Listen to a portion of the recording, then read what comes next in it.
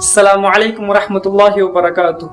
நாம் நோயால் சிரமப்படும் பொழுது இது போன்ற வார்த்தைகளை நாம் கூறினால் மலக்குமார்கள் ஆமீன் கூறுகிறார்கள்.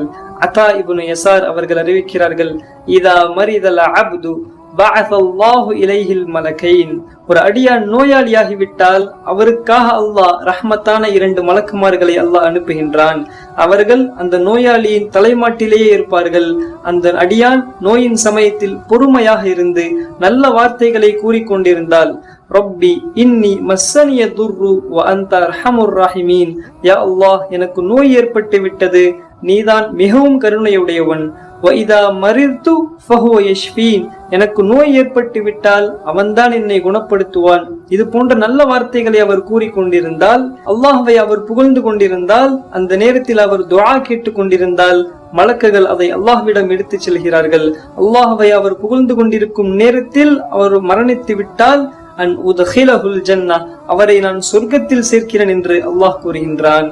அவரை நான் மரணிக்கச் செய்யாமல் அவருடைய நோயை நான் குணப்படுத்தி விட்டால் அவருடைய உடலை முன்பிருந்ததை விட நான் சிறப்பாக்கி விடுகிறேன். அவருடைய இரத்தத்தை நான் முன்பிருந்ததை விட நான் சிறப்பாக்கி விடுகிறேன். அவருடைய பாவத்தை எல்லாம் நான் மன்னித்து விடுகிறேன் என்று அல்லாஹ் கூறுகின்றான். நோயின் சமயத்தில் அல்லாஹ்வை நாம் புகழ்ந்து கொண்டிருந்தால், நாம் உயிரோடு இருந்தாலும் அல்லாஹ் அதை சிறப்பாக்கி விடுகிறான். நாம் மரணித்தாலும் அல்லாஹ் அதை சிறப்பாக்கி விடுகிறான். அல்லாஹ் நமக்கு நோயை கொடுப்பது நம்மை சிரமப்படுத்த வேண்டும் என்பதற்காக அல்ல, நம்மை சிறப்பாக்க வேண்டும் என்பதற்காகத்தான். அல்லாஹ் என்னையும் உங்களையும் நோய் இல்லாத ஆரோக்கியமான வாழ்க்கையை அல்லாஹ் நம் அனைவருக்கும் தருவானாக. ஆமீன் கூறுங்கள்.